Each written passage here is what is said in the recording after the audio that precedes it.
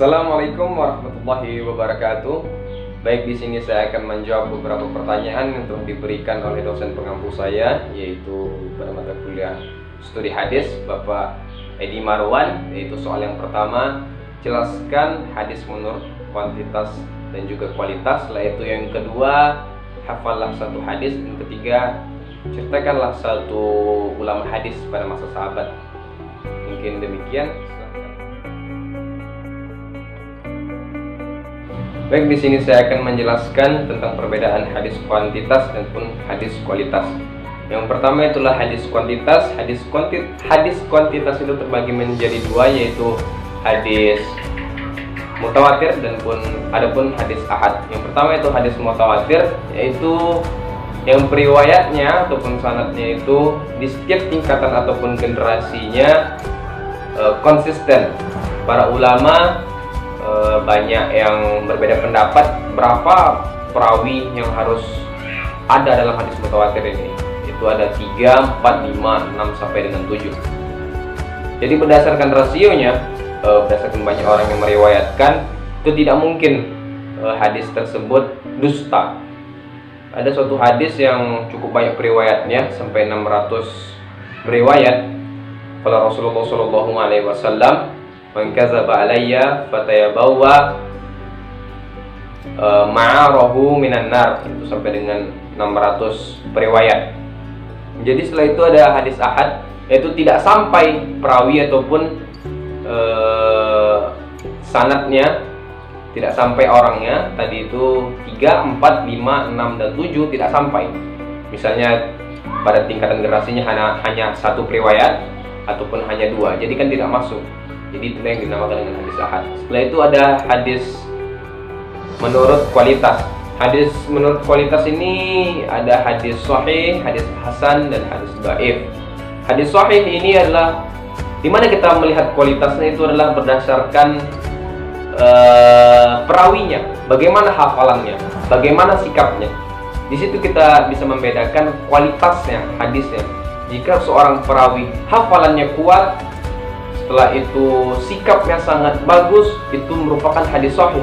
Lalu timbullah pertanyaan, apakah hadis sahih itu masuk ke hadis mutawatir? Tentu saja, setiap hadis mutawatir itu pasti sahih. Setelah itu adalah hadis hasan.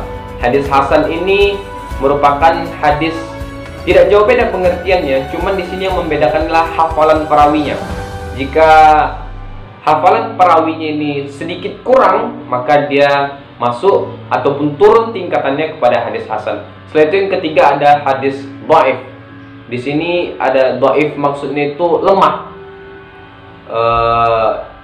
Pengertiannya yaitu jika dua persyaratan tidak mencukupi, ada syaratnya tadi perawinya kuat, maksudnya hafalannya kuat, sikapnya bagus. Kalau tidak mencapai dua itu, dia masuk ke hadis dhaif ataupun lemah. Banyak sekali hadis-hadis dhaif yang kita jumpai pada saat ini. Itu hadis-hadis ibadah. Contohnya Allahumma barik lana fima razaqtana wa qina azabannar, itu merupakan salah satu hadis dhaif yang lemah. Setelah itu ada juga Allahumma laka sumtu bika mantu wa la rizqika aftartu birahmatika ya arhamar rahimin, itu merupakan juga hadis dhaif. Dan banyak lagi hadis dhaif, tapi itu karena untuk meningkatkan amal ibadah kita itu tidak apa-apa. Jadi demikian. Bismillahirrahmanirrahim. Haddatsana Abdullah ibnu Muhammad al-Musnadi qala haddatsana Abu Rawh al-Harami ibnu Umar qala haddatsana Syu'bah an-Waqid ibnu Muhammad qala sami'tu yuhadditsu an Abi Umar anna Rasulullah sallallahu alaihi wasallam qala uqamtilan nas hatta yashhadu an la ilaha illallah wa anna Muhammadan Rasulullah wa yuqimus shalah wa yu'tuz zakat fa idza fa'alu zalika asamu minni dima'ahum wa amwalahum illa bihaqqil Islam wa hisabuhum 'ala Allah. Riwayat Bukhari, yang artinya telah menceritakan kepada kami Abdullah bin Muhammad al-Musnadi, yang berkata telah menceritakan kepada kami Abu Rawh Al-Harami bin Umarah, ia berkata, telah menceritakan kepada kami Syu'bah dari Waqid bin Muhammad, bahwa ia mendengar bapakku menceritakan dari Ibnu Umar bahwa Rasulullah SAW bersabda, aku diperintahkan untuk memerangi manusia sehingga mereka bersaksi bahwa tiada Tuhan selain Allah dan Muhammad adalah utusan Allah, menegakkan sholat, menunaikan zakat. Jika mereka telah melakukan hal demikian, maka mereka telah memelihara darah dan harta mereka dariku, kecuali dari hak Islam dan perhitungan mereka terhadap Allah Subhanahu wa taala. Hadis riwayat Bukhari. Baik, di sini saya ingin menceritakan salah satu seorang sahabat Nabi yang bernama Abu Hurairah, yang bernama asli Abdurrahman bin Sakhar. Ia merupakan seseorang yang berasal dari Bani Ad-Daus, dari Ad-Dausi, Yaman. Mengapa ia dipanggil Abu Hurairah? Karena pada saat ia mengembalakan kambingnya, saat dia pulang, dia selalu memberi makan kucing-kucing. Maka karena itu sahabat-sahabatnya pun memberi nama dia Abu Hurairah, yang berarti si pemilik kucing. Abu Hurairah merupakan salah satu sahabat Nabi yang masuk Islam pada tahun ke-7 Hijriah. Pada saat itu ada seorang sahabat Nabi, Tufail namanya, datang ke Yaman. Ia berdakwah di sana bahwa ada seorang utusan Allah yang sangat hebat, yang membawa umat dari zaman jahiliyah ke zaman yang tahu akan ilmu.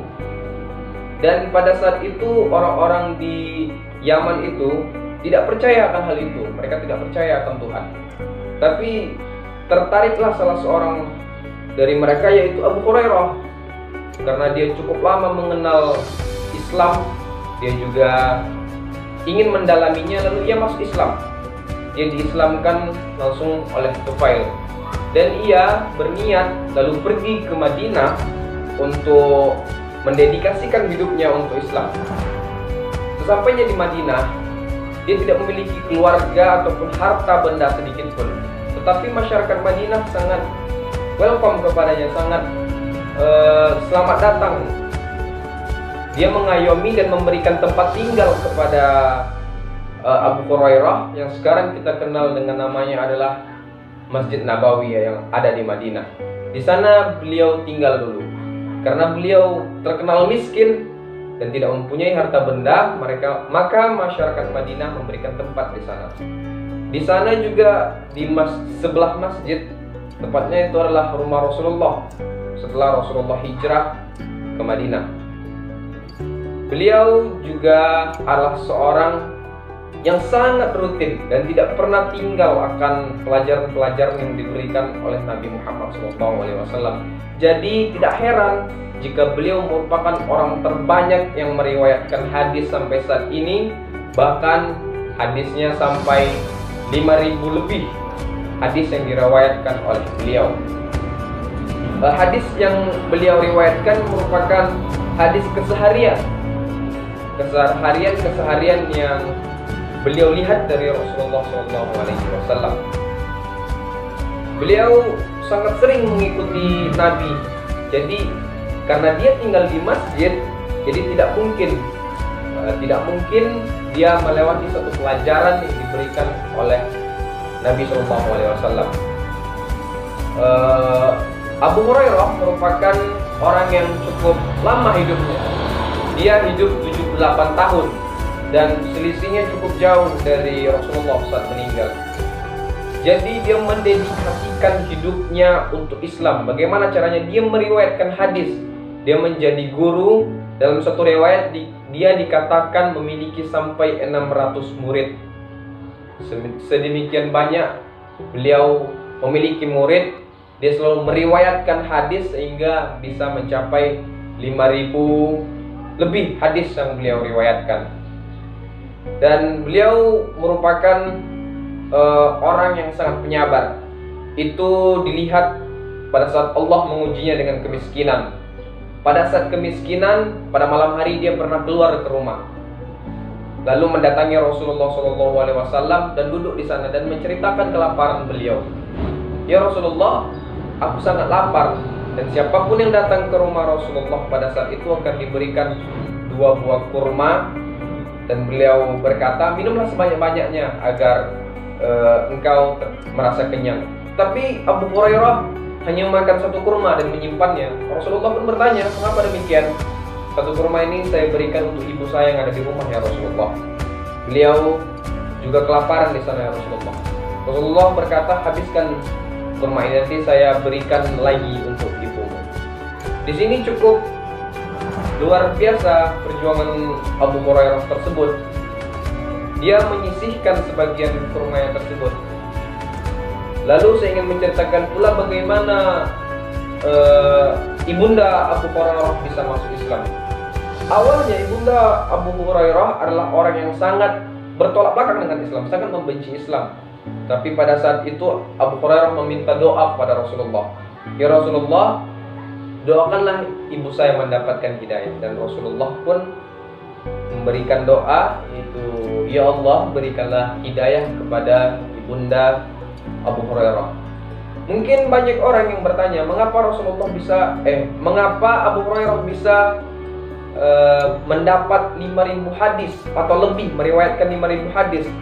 Karena pada suatu riwayat diceritakan, dulu pernah ada 3 orang sahabat sedang bermunajat kepada Allah, dan Rasulullah pada saat itu datang di belakang.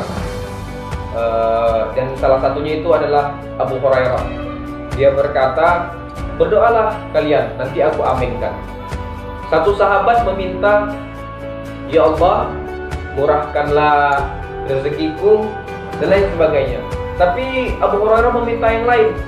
Abu Hurairah meminta, ya Allah, kabulkanlah permintaan dari 2 orang sahabatku, dan aku minta, ya Allah, berikanlah aku pikiran yang kuat agar dapat menyerap ilmu-ilmu yang diberikan Rasulullah kepadaku. Dan Rasulullah pun mengaminkan, dan inilah yang membuat Abu Hurairah bisa hafalan yang kuat.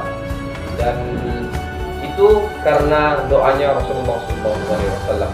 Mungkin cukup sekian dari penceritaan saya tentang sahabat Nabi itu Abu Hurairah. Terima kasih.